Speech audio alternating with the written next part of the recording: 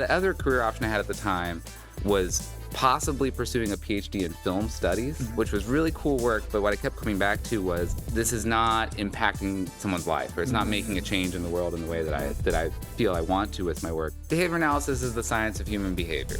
That is all encompassing. So I speak to my students all the time about, as a natural science, we're interested in why people behave and how they do, and that's as natural a force as gravity, as physics.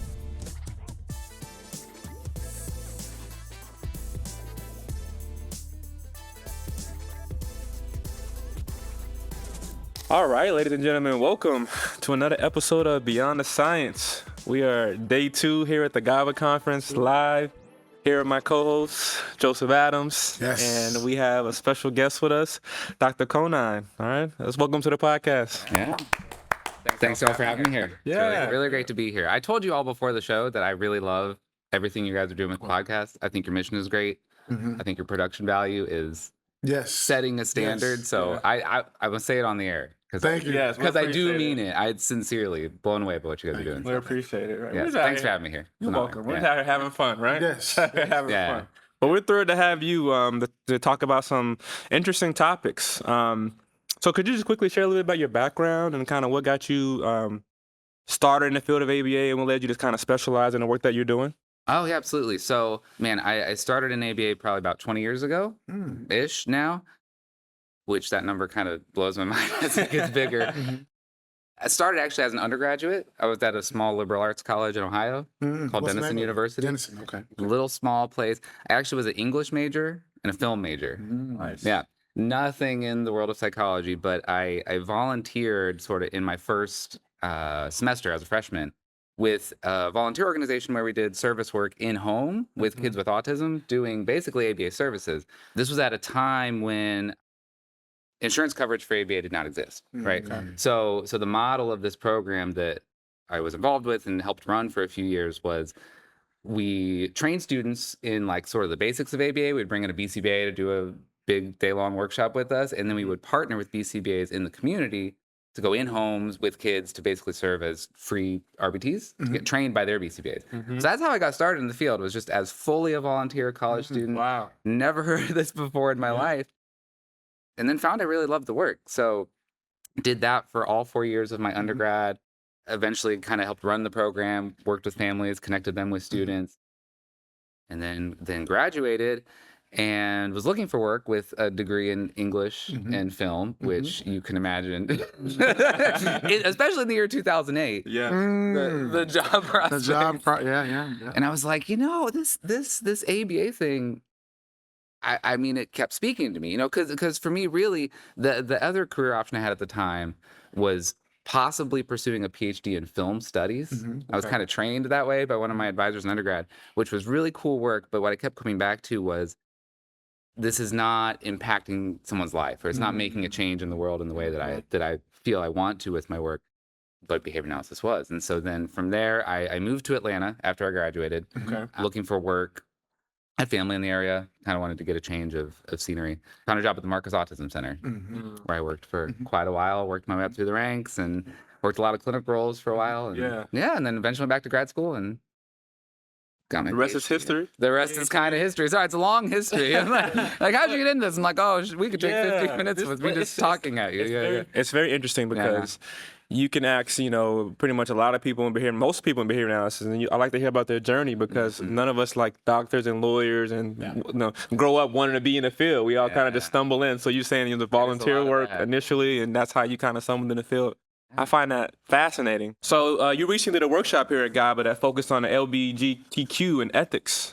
Could you provide an overview of the key points that you presented on and just the key takeaways for those who weren't able to be at that presentation? Yeah. So the scope of the workshop was really to talk about LGBTQ cultural responsivity or responsiveness. I keep stumbling over that word. I did it all day yesterday too. So as you all know, the ethics code charges us to be culturally responsive as well as to incorporate diversity into our practice. And one of those items that are identified along with race, national origin, religion is sexual orientation and gender. So it's one of those things that we need to be informed about as behavior analysts in order to work effectively and responsibly with our clients, with our families, with our staff and supervisees. So that's where we sort of started with the main reason we need to learn about LGBTQ communities, which is my community as well. So this is work that I care about deeply personally. Um, so first of all, we need to be culturally responsive. So we talked about some basics in terms of what do these terms mean, what is sex, what is gender, what is LGBTQ, what are all the letters. But then we also talked a lot about behavior analysis in particular has a real difficult history with our community, which I know you guys mentioned about the paper that we wrote. And so that difficult history is essentially that behavior analysts over the years were involved in, along with a lot of other allied psychologists and medical professionals, but we were directly involved in, and I say we, I mean, I wasn't there in the 70s, but we, a field, were directly involved in conducting conversion therapy with young children and adults as well. So it's an issue that I find actually, as I keep presenting and speaking on this, lots of behavior analysts actually have never heard of that history, and to no fault of their own. I think it's buried in our history, but it's there. It's there, yeah, it's there. And so the workshop is really focused on, first of all, knowing the basics of LGBTQ communities and issues, what matters to us, how to approach folks who are in that community if you don't really even know the first thing about us and about people in that community, but also how to, knowing about our problematic history, practice so that you don't inadvertently fall into some of those same missteps. And because the ethical issues that are going to rise are very complex, and it's very easy to accidentally do harm to our clients. And so that's what we spent a lot of time working on yesterday. Yeah. Now, I love you made the point of, unintentionally, right? Because even if you're doing it unintentionally, it still can be very harmful. Absolutely. Do you know, what's his name? Nick. What's Nick's last name? I forget Nick's last name. He's doing a lot of work. He's kind of doing a lot of work in this area as well. I'm friends with him on LinkedIn, but forget what his last name is, but I'm gonna look him up because he's also doing this work, and I think more people need to do the work that you're doing, because there's not enough people speaking out and being vocal about this and addressing, LGBTQ issues within our field. I want to shift to so we talked about that publication, was it 2022? And it was a call to action. You highlighted the need for ethical considerations and inclusivity. Just give a little bit of a sense for our listeners about what motivated you. What motivated you to do that paper? I'm not sure if you're doing any current research right now, but if you would do a follow up on that, was there anything else that you kind of experienced now that you want to follow up and talk about from that recent paper? I could talk to y'all about that all day again.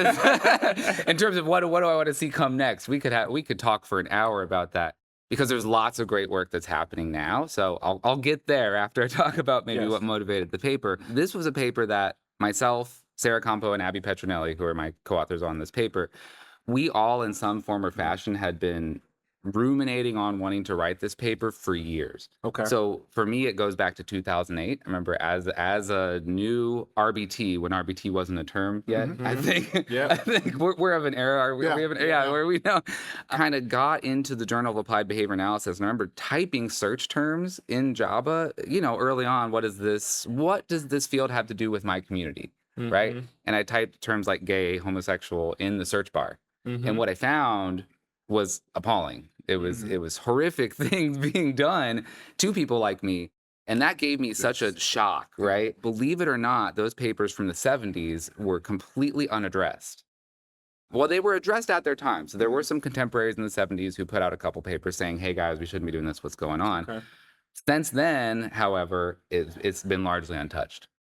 Until the 2020s, rather, the 20s. Right now we're back in the 20s. Sometimes there's ideas that all get going at the same time. And this was one of those moments, I think a lot of us that had been concerned about, we need to get something in the literature articulating a different point of view about this work, articulating where we stand as contemporary behavior analysts on this work that no one's been commenting on since the 70s. I agree. So Sarah, Abby, myself, we really got together. We were in a work group every week on Zoom. So this was deep in the pandemic when we started this, hashing out our paper. And then around that same time, the Journal of Applied Behavior Analysis actually came out with an expression of concern about one of those papers, which really kicked off a lot more discussion around it as well. Yeah, okay. So it was one of those, I guess you'd call it a watershed moment, where we were all coming together discussing this and felt like, okay, the field really needs to hear that contemporary ethical perspective. Yeah.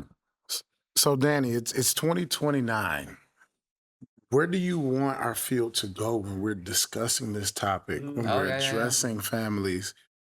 when we're talking about practitioners and what we need to learn to be culturally responsive, Yeah. like where do you think the field should go? And name and give us like 1 or 2 changes that you would like to see. Oh, absolutely. So let me give you, because I'm going to lose my way. Let me tell you, as I start talking, let me tell you there's 2 things I want to talk about. One is, I think, clear ethical guidelines. I agree. And the second is future research that benefits our community. Okay. All right. And practice efforts. So the first one, in terms of clear ethical guidelines, this is another thing that we spent a lot of time talking about in the workshop yesterday. We have now, thankfully, again, just in the last couple years, clear position statements from ABAI as well as APBA, Okay. clearly articulating that conversion therapy, or even practices that, like you mentioned before, inadvertently tread upon the line of conversion therapy, are incompatible with ethical behavior analytic practice, not ethical behavior analysis. And our professional organizations have come forward and said that. However, in the BCBA ethics code, there is not a single clear line item that one can look at and say, code item 3.2, or I don't know, I just pulled that out of the air, that says we cannot conduct conversion therapy practices. This is what that means. Here's where you've crossed a line. And so that is something I would love to see the board take up eventually. They haven't. And in the meanwhile, I absolutely believe and will assert that there is a way that one can read the ethics code as it is currently written and arrive at that same conclusion. There are codes that you can use to defend that position. There are those statements from ABI and APPA. So that's what we spent a lot of time in our workshop doing, was working through how do you arrive at that ethical defense to say, I have to hold this ethical line compassionately and responsibly with families and navigate that. But that puts so much onus on the practitioner to do all of that work. And so that's a huge thing I would love us to have by 2029. Okay. Is best case scenario, a clear line item in the ethics code that tells us conversion therapy practices, here's what they are, here's how you can't do them, period, end of sentence, right? The other thing in lieu of that, or in addition to that, is there are some really great ethical guiding pieces that exist in other professions. So the American Medical Association, American Counseling Association, they have these lots of really good ethical think pieces that are out there that guide practitioners through.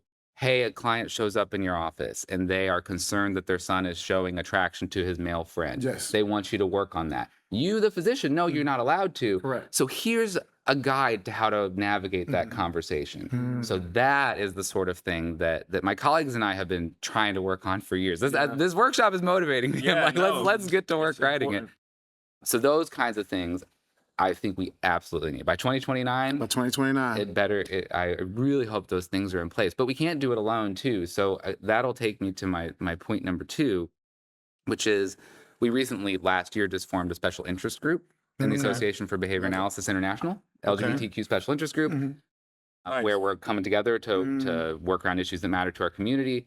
And when I tell you there are so many young behavior analysts, PhD students practicing BCBAs, who are just brilliant and motivated and eager to do this type of work for our community. And so I would love by 2029 to start seeing the work that these young folks are doing.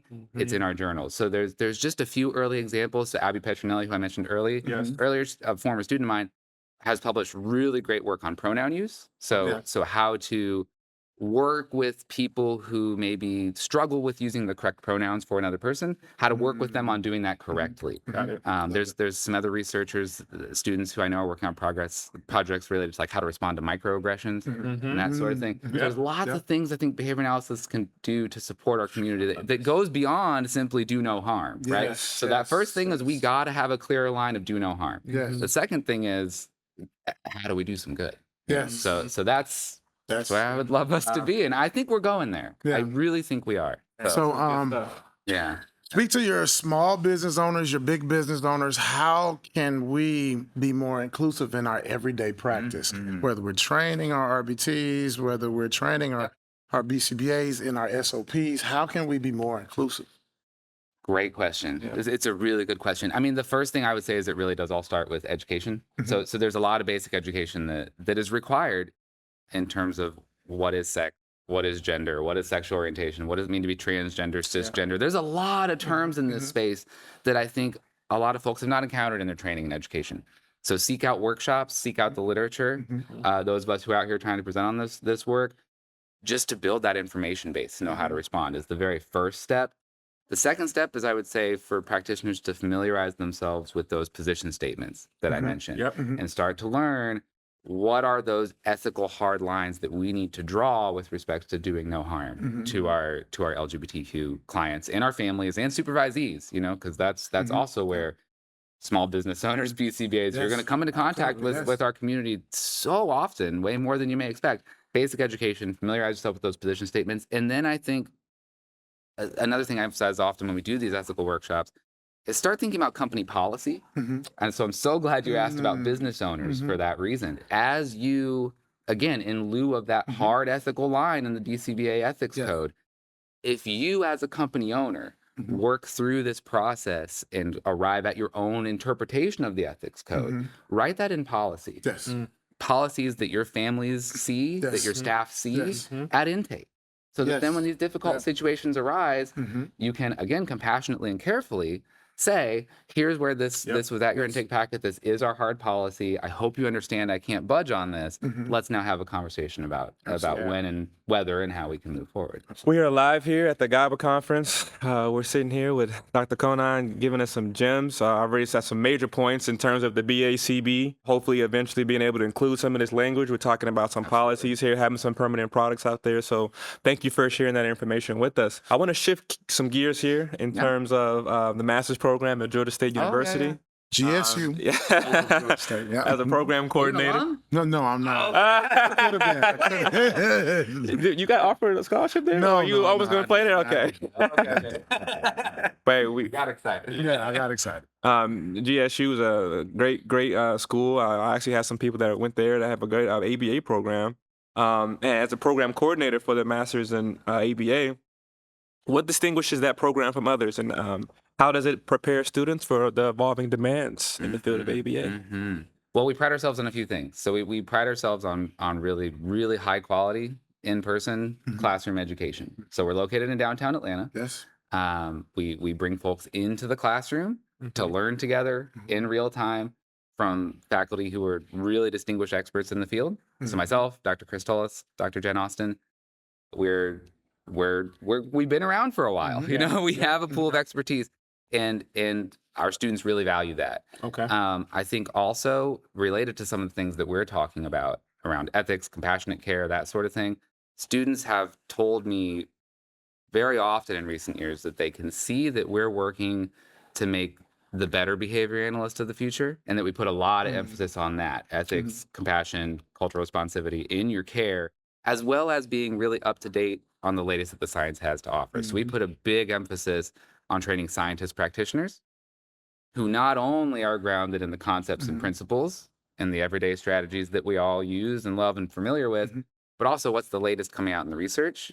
How do you interpret that? How do you adapt that for application in your practice? So those are some of our real strengths, I think, as well as, I would say, the diversity of our student population, huge strength at Georgia State, and that we use a real solid cohort model. Okay. So as diverse as our cohorts are, they are a tight-knit family. Every year our students move through in community together, really learn to grow together. So I love our program. I mean, I take a lot of pride in it. Yes, awesome. I actually had a couple of, not sure if you're familiar with the work that I've been doing with Black Men in Behavior Analysis. Absolutely. But I had a couple of members who actually were in GSU. So shout out to GSU. I appreciate you shouting them out when they get certified. Yeah, absolutely. So outside of your professional endeavors, I know we were talking in the hallway out there. We were talking this college football season, and Alabama, Georgia play today. What are some activities or hobbies that you enjoy? There's something unique or unexpected that you love doing that you can share with our listeners? Unexpected. Well, I mean, I was going to say I'm a runner. I don't know if that's unexpected. But long distance, short distance? I just did my first half. Last weekend, half marathon. Nice. I'm working my way up to distance. Thanks. Endurance right there, man. Yeah. It's how I keep active. It's one of my favorite things to do. Unexpected.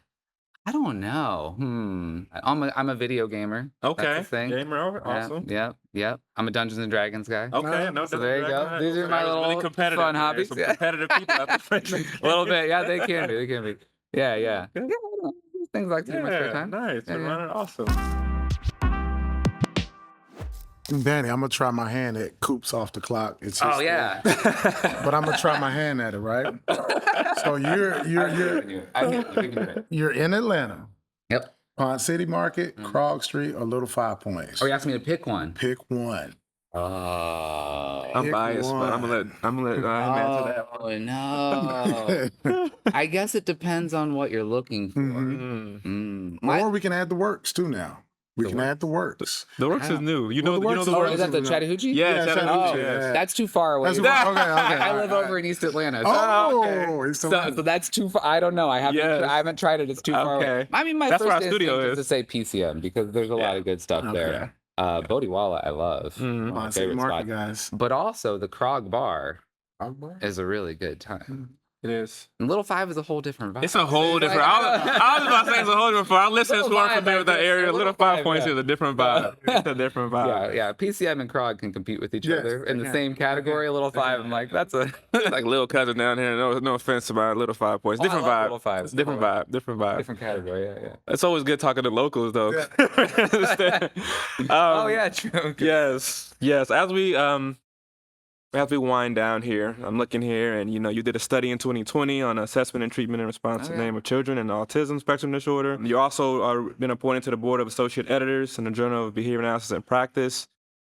You're doing a lot. Yes. As we kind of wind down, what message would you leave to practitioners out there, to the BAs who are watching, to even the parents that are watching, and just in our field? If you could leave one message with our listeners, what would it be?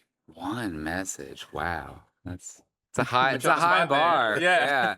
I don't know that behavior analysis is the science of human behavior. And that is all encompassing. So I mean, I speak to my students all the time about, as a natural science, we're interested in why people behave and how they do. And that's as natural a force as gravity. Yeah. As physics, right? And so in that sense, knowledge is power, because I think there's a lot, and where I'm going with this is I think there's a lot of discussion about ways to ethically apply behavior analysis, which we've talked about as well, right? And making sure that we're doing things in a correct way, in a compassionate way, not in a coercive way, which is all very extremely important. And so I think to whatever extent we can use that knowledge and know that we're entrusted with a power in that way, right? That we are asking for knowledge about how people behave the way they do, and to maybe have a hand in influencing the way that they behave. And I think that's a very special charge. That's a very high level of trust that people place in us when we're asked to change their behavior. So I guess that's it. Just know that we're dealing with a really powerful science, and to approach that with a lot of respect and reverence for what it is we're doing, and when people have trusted us in their care. Yeah, I love that. They trusted themselves in our care. Knew what you meant there. And when you said that, I have to say something. I feel like if Skinner was still here, I think he'd be a little bit disappointed. I think he would too. We have this beautiful science that I feel like it's not extending the way he envisioned the world. I mean, he's a little radical, but don't get me wrong, one of the fathers. But I feel like in terms of, to your point, the science, we have a technology that really can, change the world. And I feel like we haven't been able to, as a community, extend it out into, I feel like we have advocates, we have a big community that's really kind of vouching for ABA and behavior analysis in our science, but I feel like we can do more. So to your message, I feel like we have this technology, and we got to continue to really show the world what this science can do, man. We have a science of human behavior, you know what I mean? I absolutely agree. And I mean, to that point, our students all the time see that, and ask, how can I get involved in other areas? We've got students who are really interested in problems of homelessness, problems of drug abuse, problems of law enforcement, which I think behavior analysis has so much to contribute. I mean, it's so apparent. The challenge can be making those inroads where there's not a built-in infrastructure to say, hey, I'm a BCBA, and you know what that is, and you want to hire for that. And so blazing those trails, it's hard, And so we do need people to do that work, but it's also, I want to validate and honor that it's very challenging, and it does require a lot of interdisciplinary training. So I guess if listeners are out there wanting to do that type of work, I think we're all saying, please do. Please do. and know it's a long and hard road, but it's valuable. It requires learning that other field Great first point. and foremost. you Great know. point. And it's hard, right? Because there's no model out there for a lot of No that. model As for it. much as it would be. Yeah. That's why and I know a lot of people focus on, the autism spectrum disorder. It's kind of that model. There's that insurance model. You kind of know what you can get into. So I completely understand that. One of my main points for our listeners is, as he said, if you want to get into that work, it's going to take some hard work, but, we need people out there that's kind of motivated to do that. Dr. Conine, where can our listeners find you? I know me and you just connected on LinkedIn, but where can our listeners find you? Is it just LinkedIn, or is there other places they can kind of find and do your work? Yeah. I think best place to find my work would be ResearchGate. Okay. Yeah, that's a resource where a lot of us can share our work. Be a great place to look me up. My faculty page at Georgia State has my email, so folks are always welcome to email me. I'm always welcoming of a conversation. I mean, I'm on LinkedIn. I don't necessarily communicate on it a lot. So yeah, email would be the best way to get at me. Okay. ResearchGate if you want to read what I'm doing. Yeah. Well, man, we really, really appreciate you stopping by the show and having a good time with us here. I know you said this is your first podcast, so we're honored. I know, We're honored to have you on the show.